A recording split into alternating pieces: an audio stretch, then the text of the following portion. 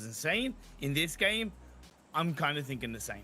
Yeah, I do have to agree. I think they can do good. Like, we had also a hot drop actually happening last time we had a game over here. Was actually Konina Power versus Bigetron and Picardo, which was a really intriguing one. So I'm intrigued to see if we're going to have like other hot drops like at that level. I think it's going to be a pretty fun one to see. But at the end of the day, we got some good stuff. Godsent actually doing pretty good today. With it, they were, I'm going to say, pretty consistent. They got some pretty decent results. So good stuff on with Godsent, the European boys. We'll see. Reeves especially, he took down a few players of Nova. He was pretty happy, I think. Look, here's the thing. Like, there's a lot of teams that are going to be going out in these scrims to try and prove something to not just the teams around them, but to themselves. Like, this is a kind of situation where teams are realistically trying to send messages to each other more so than get strategical plays, rotations kind of on the forefront. So that's why you're seeing like maybe a few more hot drops or a few more firefights rather than the strategical rotations in late game 14-15 team situations.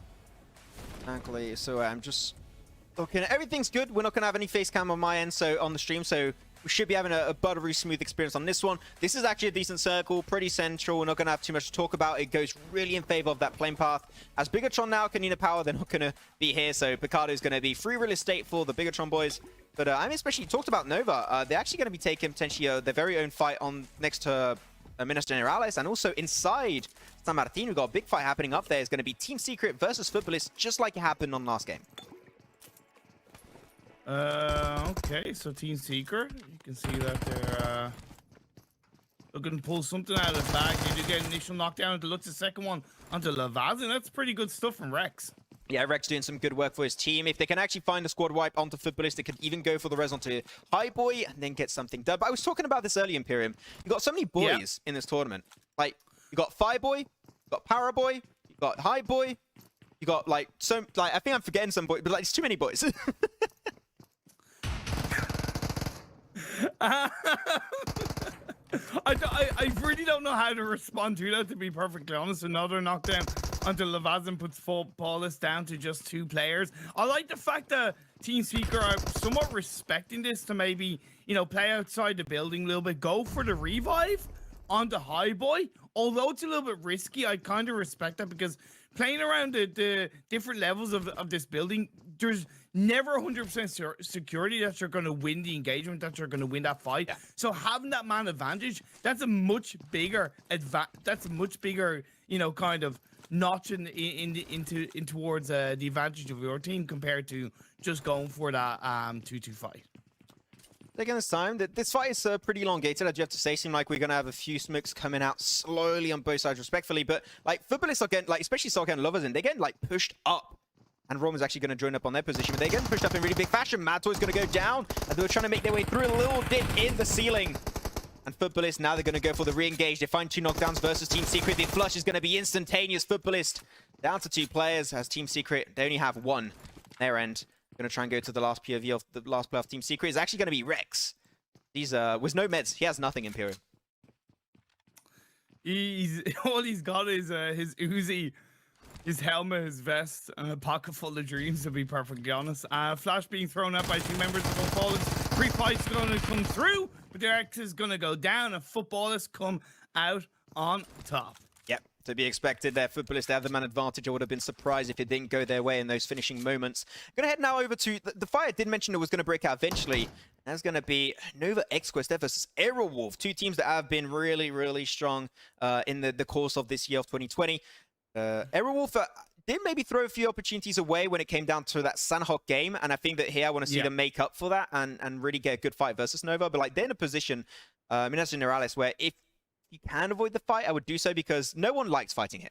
This is a sucky area. I honestly, like, I've said it before, you've heard me say it so many times, I hate Minas Generales as a drop spot. I really hate it as a fighting spot. As a late game rotational area, I don't mind it, because you're able to kind of use the divots and the little low ground and little kind of covering areas around it. Yeah, but other than that, it's really not a good place to be in my eyes, because it's such a vast area And you can still get kind of caught out in the early game. It doesn't make it worthwhile. And when you have 4 members of Aero up against Coolboy in order, that could go against Nova. The only thing they have on their side right now is I love the angle that Jimmy holds on to, because he does hold a really great perspective where he's able to duck down the hillside that he's holding on to if he does need to back off a bit, and he's able to find that great angle should he connect onto the shots of Aerowolf. I like how I asked you, like, what do you think of this compound, this area? And you just, like, was like a really big tangent of, like, why you don't think this compound is good. I was just going to say I don't like it because there's too many windows. That's literally my point, because you can actually pick from too many angles, so it can be a little bit tricky. But Jimmy seemed like he's going to go a little bit further away. I think he's going to go high ground to just get more angles unexpectedly onto Aerowolf. But now I'm going to check out the minimap, see exactly what we're dealing with. And I'm seeing Na'Vi dealing with a fight of their own in Chumacera. So I'm going to pan over to their POV, and it's going to be versus the Japanese team of Blue Bees Imperium. Chumacera, it's been Navi's drop spot, their home for quite some time since we first started seeing them in the scrims leading up to the EMEA League. You can see right now in this situation, Tixie has a great high ground point, essentially pinching Blue Bees into those buildings, and the fact that Blue Bees are pretty far apart in terms of buildings to each other, it really doesn't look good for them, because if one gets knocked down, they're not going to get revived up. And you can see Navi, they're looking to really suppress onto Blue Bees and take advantage of this. With Matic get onto the side of the wall, they do have to be careful. You can never be exactly sure where the players from Blue Bees are going to be. Yeah, the Hitman says they just don't know how many players are going to be in this area once they push upstairs. Get the information, nades in hand, not going to be able to chuck. Oh, that was not nade, actually. There was a smoke or flashbang, actually. Flashbang that did get buffed up in the most recent version. PUBG Mobile in the recent updates. It is definitely a viable option. 8 chance score, shotgun, only 4 more bullets. And it's going to be a hard one. We all know Imperium. He tries to go for the shot. Even if you got a golden shotgun, it's not going to be enough to take down the side of Na'Vi and their compound of Chumacera. Now the rest of Blue Bees just falling apart one by one. They're down to only 1, and that's going to be Ray Joko. Yeah, and that was a solid push coming out from Navi. I know it's not much, but you always love to see kind of a clean 2v1 push. But now the last player, Blue Bees, is going to move out of the building. He's hopefully going to get into some form of a safety area. Maybe catch out Matic, who's flanking in on towards the right-hand side on the outskirts, out in the open. But now Meku's going to come in. It was going to be a knockdown onto Meku, but nice response from Tixie to clean up Blue Bees. And again, a solid engagement for Navi. They're very solid indeed. They take down Blue Bees. They pick up, I believe they did get all of those kills. I mean, there was, who else around them was going to steal kills? No one, exactly. Yeah. So that was all going to be going in their vicinity. I'm going to go back on over to Nova-XQF because I think their fight is potentially going to break out eventually. Like, currently you got Aerowolf that are still pushing close to their position, but like, yeah, I don't think nothing's going to happen just yet. The fear is that, like, if none of these guys are going to move, they're only putting themselves at risk of being third party, right? You either fight move or you look to move away, and Order is going to get the first knockdown. Yeah, Order from the rooftop is going to pay dividends. Now he can just jump onto another rooftop, and because he's got holes in the roof, Imperium, this is huge for Order, right? He can just take that toll from up above, just feed also grenades or utility inside the building itself. That's cool, boy. Does go down for Nova-XQF death. Potato did find himself one. Potato, probably your favorite player there, Imperium. As Aerowolf trying their best to hold on to it, but Order is going to go for the push onto Potato. It will be turned into a 1v1. He's going to try and drop down from this mezzanine. Gets information, go for the spray. The micro Uzi will pay off. And Aerowolf slowly falling apart one by one. That's just one player left standing. Morale.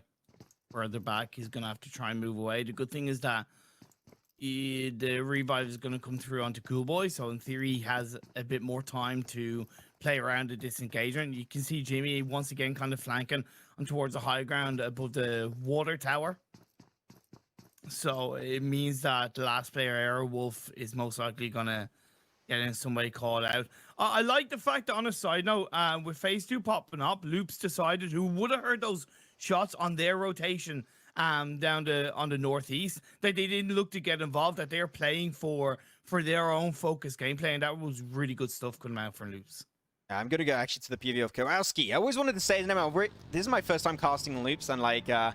Kowalski is like such a cool name to me. I love it. But he's they're actually going to go downhill. They have information on Power here, and they're just like, okay, this is a spot that we do not want to take. This is a fight that we do not want to take. So they're thinking to maybe move away. And it seems like the Power, they know now the Loops are going to disengage. They're just like, this is not worth it because they know we're here. We can't just move away from this position because we know they're not going to give it another try.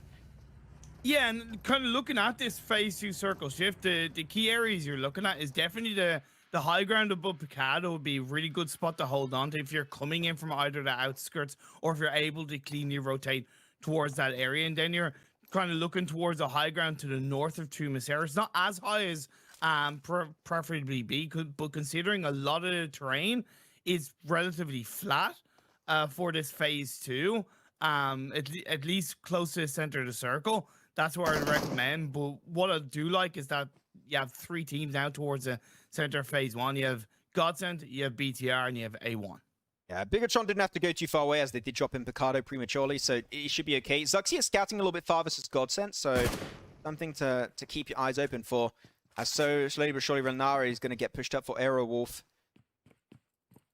Can hear the footsteps. He knows that Jimmy's going to potentially scout. He's getting pushed from the sides of the building. This is going to be a hard one for Renara to really take hands down. He's got the barrel. 30 bullets, no increased mag, unfortunately.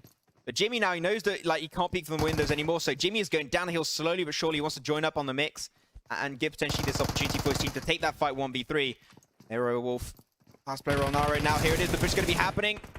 1v1, able to buy so much time, jumping through the windows. Oh my god, what a ninja! And Ronaro were able to actually take that knock and turn into a flush. That's huge. He goes down. There you go. Nova-XQF, take down Aerowolf. But here's the thing, why did he go in on his own? Why didn't he wait for his teammate? Yeah. Like, I'm not going to say it's your own fault, Nova, but it's your own fault. You know, like we saw, look in the opposite direction, right? Navi got that clean 2v1 engagement in both areas on towards Bluebees. Nova went for a 1-1. One player got confirmed. You just can't really afford to do that. I know they probably won't when it comes to PMGC, but it's definitely a little bit feels bad, man. We just saw a headshot coming out from Marley onto Bigetron there for a second with the Kar 98, so that was very clean. Though Raucus did go down himself, A1 Esports slowly going to be tumbling down in the city that we love. That was a reference to good old music from Pompeii, but there you go, that's my thing. Good music. Clean. Never, can't say I'll make you listen to it. I'm sure you know it. I'm sure you know it. It's okay. We'll get you. We know you like your Boomer songs. You plus you always like influence me in some shape or form anyway, so yeah, I'm expecting it. I mean, but, I was trying to influence you to watch some anime, but now you actually did watch One Punch Man. You didn't finish it, but you watched it. I didn't finish it. Can I talk about this phase 3 circle shift down on the southwest? So it is still going to be encapsulating Los Leones. It puts a lot of pressure on the teams on north, like Power, of course, the teams that are already there, like BTR, Godsent, and A1. It's going to be a solid rotation for Navi because they have pretty much the whole south side to themselves, and the team that I fear for most is ARC, because Gaming, yeah. they are kind of either going towards Navi or going towards Godsent / BTR. Yeah, Archer Gaming here, they're going to go right into the open loving arms of Navi, and now you see that also just like, no, oh my god, that... Yep. That was so strong, I glitched through the map, and I went back to the spawn location. Okay, jeez. That was so brutal, my game glitched. Oh, man. Hey, look, and that's exactly what you need to do, right? There's one thing that's not an engagement, right? That is controlling your area in the circle. Now this is engagement. Now this is push. I'm okay with this because they know where they are inside the circle. They know the control they have, and when you get that timing right on the engagement, when you push it in real fast, real quick, you're able to move in as quickly as possible. Yeah, Navi going to be pushing up. They kept Matic on the backside on top of the building. I think this is good. It gives a good point of pressure. We saw Zute do a similar move when it came down to Miramar on game 2. And now he's going to be doing similar over on this final game. They get the initial knockdown. Elxor's going to be going down, and Nonix is going to be a casualty. Fabian put extremely low himself. Sung is going to be holding on strong, looking towards the compound once again, but he's going to be the last standing player of Archer Gaming. And this should be the underlying issue, the underlying death, and it will be the case. Na'Vi, despite being what I thought initially was an over-aggressive push, come out on top, and Na'Vi pick up already 8 kills in this game, and it's only phase 3 in a Miramar game. That's huge. That made sense because if you take out the team behind you, looking forward, you only need to look forward, right? You don't need to look behind you. And because Matic stayed inside the circle, he's on the high ground. Church, he's able to look over where they can go, where other teams are going to be. Around him, you can instantly see he's already taking shots towards BTR, down and towards the eastern side. But Luxy gets a knockdown onto Matic. Yeah, I mean, Luxy is the sniper slash like support of the team, so he's the man who does the headshot. When it's a headshot on Bigetron, it has to be him.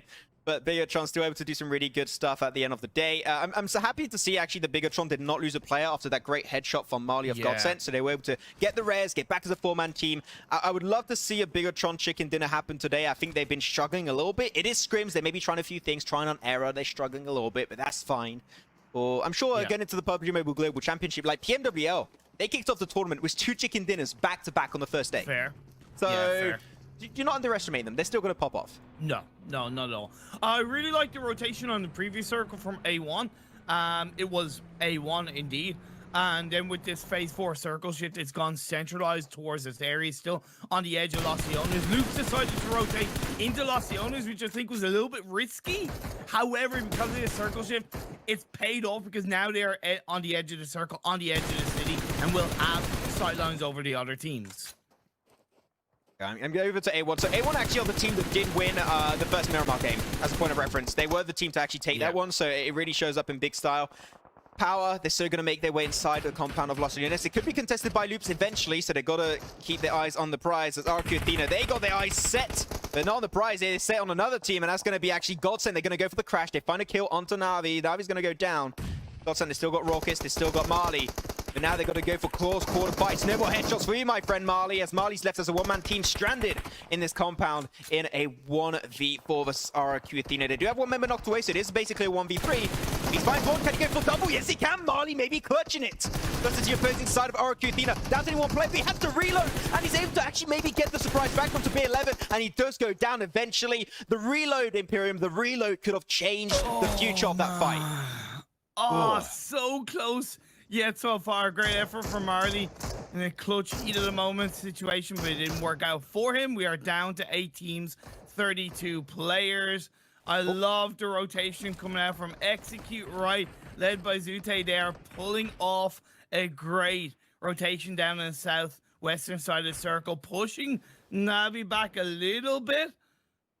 And they do have a bit more control compared to the CIS team. Very similar to game 2. Like, we see Execute just being very passive. You don't see too much of them in the early game stage, but when it comes to the later stages, that's when they start being proactive and going for these fights. And this is exactly what I'm talking about. They find a knockdown onto Navi, instantly confirm the kill onto Meku. That's going to be already their first kill so far. As they're going to have a little bit of a 2-man car rotation. And well, okay, that was a 360. Not really what he wanted to do right there, but they might get picked up by Fate, but no, Fate is just not too interested. He's going to move back towards the rest of his team, towards Echo, Noobs, and also Zute. But now they're going to tick down heavily because of that blue zone, and they actually forced over the slip of the hill, so Navi not in the most comfortable of positions. They really aren't, but either I Execute, to be perfectly honest, because they're still not in the circle. They've allowed kind of in some way BTR to get closer to the center, and maybe by not being aggressive enough onto Navi, they've lost their position inside the circle. But as the blue zone closes in, Chu's going to get knocked down onto Tixie, and that could be the control that Execute need to wipe out Navi. Yeah, I mean, there you go. Zute really shown up. He's got the Carnage here. He's got the M4. He's taken down the top player, top fragger, one of the top fraggers of the EMEA League right away. That was Tixie, and now he's just moving on to their future endeavors. They get into the car. I would say don't overstay your welcome. It's definitely not worth it just for 2 kills down onto Navi. Go for the circle and gatekeep later on, which is what they're doing step by step, slowly but surely making their way forward. Exactly. And the circle is about to center up once again. 50% is Los Leones, 50% is open land. Where's it going to go, Imperium? Oh, let's wait and see. Although on the side of Execute, it's gone from good to bad straight out because BTR got 1 knockdown. Toffee's last player for Navi got a 2nd knockdown. It's part of why I do say always take care of what's going on behind you so you can focus on what's in front of you. And the circle does center up between A1 and BTR. 2 golden gods in the golden parts of these circles. Looking good. Looking real good indeed, but the circle is looking good for A1 and Bigetron. Like, they are holding on strongly to their spot. And I said it, I want to see a Bigetron chicken dinner today. Yep. Oh, this might be the one. And we'll see how they're going to pull on through. But especially, like you've got so many teams that are delaying their rotation. Like, Loops, you know they're still going to make it. They're going to center himself up, down, south, which I think is a viable rotation. But, oh, no, a little bit of a flip of the car there, unfortunately. They will make it in, though, very soon, hopefully. Well, like the second they go towards the edge of the circle, they're in the sightlines of Execute and even A1. So it's really not a good place for Loops to be. They're going to have to fire their way through. They're going to have to shoot their way through. Yeah, they have a couple of vehicles, but those vehicles aren't exactly in the best of conditions, so they are exposed to getting caught out. Execute Zute is going to get out of his vehicle, followed by Fate. Pinching between two teams right now. XQF are going to find themselves under a bit of pressure.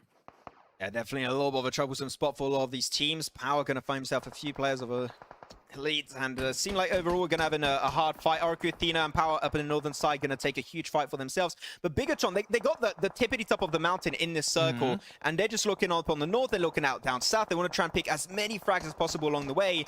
But most of those kills, I'm pretty sure, are going to be picked by the teams that are in the close vicinity of those frags.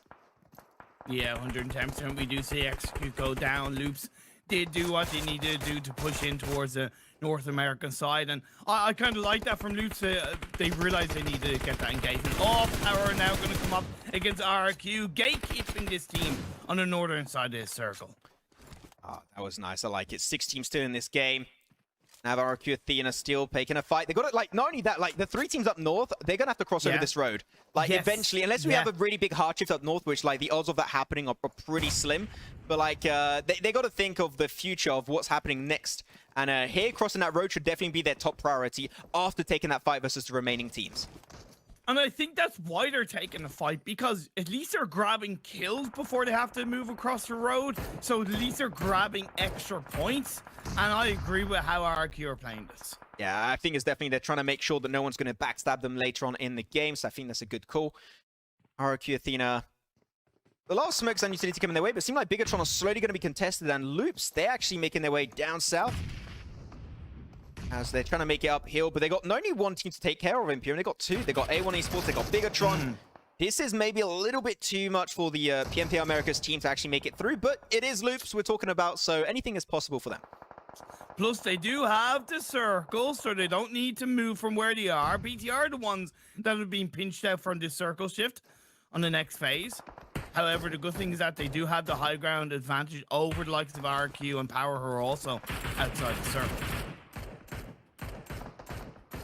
Microboy is going to be holding on to the south. I like this 2-2 split of Bigetron. They got 2 players taking care of the south, 2 players taking care of the north, trying to make it even Steven in terms of the charge of work they're all taking care of. The circle, we talked about it, right? It's not going to go up north. There's a slim chance of that happening. It's getting towards A1 Esports and also Loops. So you can expect Power and also RRQ Athena to take a pretty big fight very soon. And the thing with Loops, although A1 haven't taken too many fights, but Loops have taken barely any fights, so they should have a lot of utility in their back pockets. You might want to go check out the POV of Dante Imperium, as he's going to be taking a big one. Great nade onto TTOP. That's not over. No. You got a first grenade. Now you got the second. I'm finding these ones tasty. Gets it down, stops, takes a little bit of tick damage, but unfortunately no flush or extra knocks will come out from that bit of utility. Goes to the knockdown for himself, stops. Such a good position. Like, Dante's just doing so good, and he picks a 1v3. Dante representing A1 Esports in such good style in that fight. But now they have to take the fight to RQ, rocking their way up the hill. It's a double knockdown from RQ onto Jinner, and Sinister. It's going to leave them down to the ground as quickly as they were recovering from the power fight. They got taken out, and we're down to the final 3 teams. Final 3 teams. Got Bigetron, you got Loops, you got RRQ Athena, you got every team in this one that are fighting to their best capacity. But Zuxi, he's going to go on forward. He's got that grenade, and behind that little mountaintop, might be able to get a strike. That looks like a really good grenade. Unfortunately, not going to be doing too much on the side of RRQ Athena. They will be able to just brush that one off like it was nothing. But the circle is still forcing, unfortunately, RRQ Athena up in the loving arms of Bigetron. They got to push over this mountaintop, and that's when they might get picked up by Loops. It's not going to be easy for BTR. They have to play those movements very, very finely. Oh! Suppression coming out as Zuxi's going to get the double knockdown. That was clean, my dude. That was awesome. They're leaving Luxy just in the shack to hold a decent position in the circle, which I find is a good idea. Microboy, Zuxi, both going to go down, even Ryzen on the forefront in a 1v2 versus RRQ. But D2E puts the nail in the coffin. They're almost halfway gone. As Bigetron, now it's only one player. All is going to be relying on the shoulders, the stonky shoulders of Luxy in this one. As RRQ, can they go? No way they go for the res. They're going to go for double res after a double knockdown with a grenade. That is huge. That is huge, but I like it. I think it makes sense. They are quite close to the circle. They have 35 seconds. D2E is already kind of basically on the edge. It comes down to the final two teams. Final two. Bigetron out. Seem like today is not the day we'll see a Bigetron chicken dinner, but I'm sure they have a bunch of those going into the Global Championships. I'm not too stressed out for them. But indeed, you said it. Loops and RRQ, the two remaining teams, is going to be a 4v3. And the circle pretty much moving away from these teams. They all got to go down here in some way, shape, or form. So the redeeming factor for these teams is if you still got a lot of smokes, that might save your life. And I'm seeing a lot of smokes coming out from RRQ, though. It seemed like their intention is to really just remain alive because of those smokes. Loops have the advantage, in my opinion, across the board because they have more area to move around on, whereas RRQ, the more they try to move around, the more exposed they're going to be. So even though they have that man advantage, there's no point if you're not able to really do too much with that. However, if they can find an angle, if they can find a shot, they throw out the smokes, they are moving closer towards the center of the circle. I do think that Dadin and Carrillo are like barely outside of the circle, so they might have to get pushed over that lip of the hill, but I think it's just literally barely. But RRQ, they're full sending it, like, seem like the smoke play is indeed happening, as I did mention. Kavoski goes down, and now it's a 4v2. Loops, Carrillo, and Dadin. Can they make this actually work out? We'll have to see, but now RRQ Athena, you've got to have D2E join up on the mix. Dadin's going to be trying to peek from up above. He's going to be taking some significant damage. Does find himself a knockdown onto D2E as he tries to rotate, engage the fight. Ernie goes down also. It's now down to a 2v1, and they find it. RRQ Athena will be your Miramar gods on game number 6 of these scrims. What a way to close it. Like, they were just so good from start to finish that game. I love it.